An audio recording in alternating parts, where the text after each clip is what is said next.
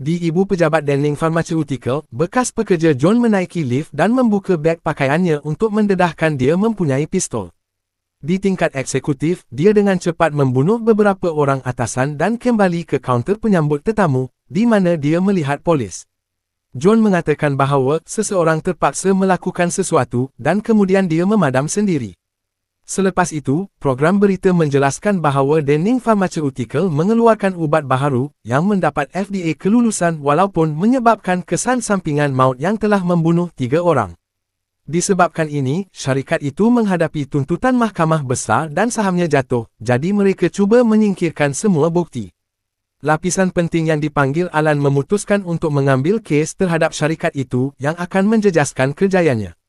Dia menugaskan pembantu undang-undang Tom untuk menguruskan kertas kerja itu, dan pada hari Isnin dia mesti mengemaskini kad kuncinya sebelum memasuki pejabat kerana mereka ditetapkan semula setiap hujung minggu. Memandangkan John adalah saksi utama mereka dan mereka kehilangannya, Tom memberitahu Alan dia mahu menambah mangsa serangan jantung ke dalam kes farmaseutikal, tetapi Alan melarangnya daripada berbuat demikian kerana mangsa kecil tidak menjana wang. Kemudian Tom dipanggil ke pejabat bos lain untuk membincangkan kes keluarga jenayah Gambizzi. Tom menghantar memo kerana dia mahu menyertai kes itu, tetapi bosnya memusnahkannya dan memarahi Tom kerana tidak memberi perhatian lebih kepada kes yang dia sudah ada. Selepas itu Tom pergi ke bilik fail untuk menyimpan fail yang ditolak oleh Alan. Teman wanita dan rakan sekerjanya Anna melawatnya supaya mereka boleh berkongsi beberapa ciuman rahsia. Beberapa jam kemudian, Alan mengumumkan bahawa kerana pelayan telah down sejak malam tadi, semua orang boleh pulang ke rumah. Sebelum Tom boleh pergi, Alan memberitahunya bahawa dia telah melakukan kesilapan berbahaya dengan memo yang dia tulis sebelum ini, jadi dia memecatnya kerana itu. Di dalam lift, Tom disertai oleh seorang lelaki yang tidak pernah dilihatnya sebelum ini. Apabila mereka tiba di kaunter penyambut tetamu, lelaki itu meninggalkan beg pakaian di atas lantai dan seorang lelaki lain mengambilnya sebelum menaiki lift juga, yang Tom mendapati mencurigakan. Selepas memeriksa tingkat mana lelaki itu pergi, Tom cuba mengikutinya, tetapi kad kuncinya telah ditetapkan semula. Dia cuba pergi tetapi dia melihat orang asing itu menunggu sesuatu di luar dan menjadi bimbang, jadi dia meminta pengawal untuk mengaktifkan lift untuknya. Sebaik sahaja dia sampai ke pejabat, Tom melihat sekeliling dan mendapati rakan sekerjanya Roger berada di meja Tom atas sebab tertentu, jadi dia meminta rakannya membuka pintu untuknya. Roger berkelakuan pelik dan Tom melihat fail yang dia letakkan di atas meja. Semakin mencurigakan, dia membuat telefonnya mula merakam dan menyembunyikannya dalam bekas pensel. Selepas itu dia terus melihat sekeliling dan mendapati lelaki misteri itu mengacaukan kotak kuasa. Salah seorang peguam mendekati lelaki itu untuk meminta ID, tidak mempercayainya apabila dia mengatakan bahawa dia adalah nafkah. Apabila peguam cuba membuat panggilan untuk mengesahkan kehadirannya, lelaki itu mengeluarkan pistol dan membunuhnya. Semasa pembunuh membawa mayat itu untuk menyembunyikannya, Tom bergegas ke bilik air dan membuka gerai untuk menemui mayat pengawal keselamatan itu. Apabila dia memeriksanya, penderia tandas mengaktifkan pembilasan, jadi Tom menutup pintu dan memanjat tandas untuk bersembunyi. Tidak lama kemudian pembunuh itu masuk dan membasuh darah di mukanya sambil bercakap dengan mayat itu, dengan menyebut dia memerlukan kunci. Tom berjaya berpindah ke gerai lain dengan menyelinap di bawah dinding tepat sebelum. Pembunuh mengambil kunci, pistol dan radio dari badan. Cuba bersembunyi, Tom memanjat tandas ini dan hampir mengaktifkan pembilasan semula, tetapi syukurlah pembunuh itu mengaktifkan tandasnya terlebih dahulu dan tidak mendengar Tom. Kemudian pembunuh memusnahkan radio dan pergi untuk menutup pemecik api sebelum masuk ke bilik fail, di mana dia memasang beberapa bahan letupan. Sementara itu Tom bergegas ke bilik rehat dan mencari Roger, jadi dia memberitahunya tentang pembunuh sebelum mereka bergegas masuk ke lift. Malangnya ia tidak berfungsi, jadi mereka berlari ke koridor dan mencuba pintu keluar kecemasan. Bagaimanapun, pembunuh itu telah memecahkan palang dan ia tidak boleh dibuka, jadi mereka terperangkap. Mereka kembali ke kawasan utama dan cuba menggunakan komputer penerimaan, tetapi internet tidak berfungsi. Tom menyedari pembunuh itu datang jadi kedua-duanya bersembunyi, tetapi pembunuh itu masih melihat komputer telah digunakan dan menjadi curiga. Selepas memutuskan sambungan, dia memasuki kawasan meja, mendedahkan dia juga mempunyai kad kunci. Sebaik sahaja dia hilang dari pandangan, kedua-duanya meninggalkan tempat persembunyian mereka untuk cuba memikirkan sesuatu yang lain. Tom mengambil kad kunci Roger dan membuka pintu ke pejabat eksekutif untuk mencari Alan, jadi dia menghantar Roger untuk mencari telefonnya dan menghubungi polis. Semasa Tom mengaktifkan kunci, dia menjatuhkan jaketnya dan ia tersangkut di pintu. Semasa Tom mencari Alan, Roger pergi ke mejanya dan menggunakan telefonnya untuk menghubungi isterinya. Namun sebelum dia boleh memberitahunya apa-apa, pembunuh itu menemuinya dan membuat dia berkata semuanya baik-baik saja. Tom melihat semua ini melalui tingkap dan dia berlari ke bilik rehat untuk mencari pisau.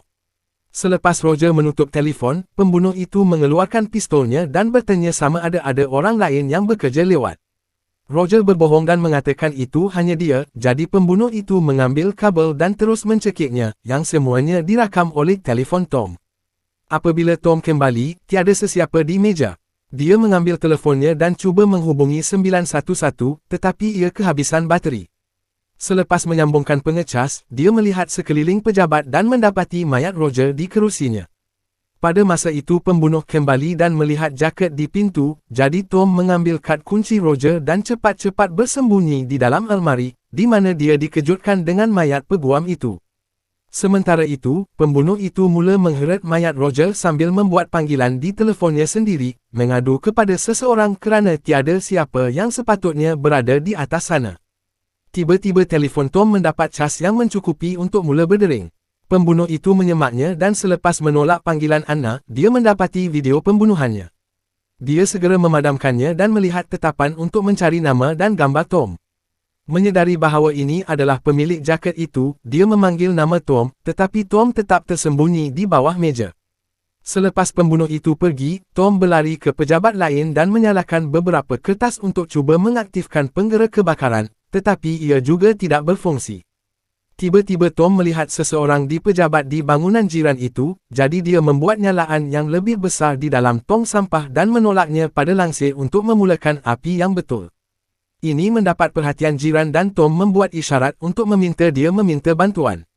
Malangnya pembunuh itu terhidu sesuatu yang terbakar, jadi dia mengambil alat pemadam api dan bergegas ke api.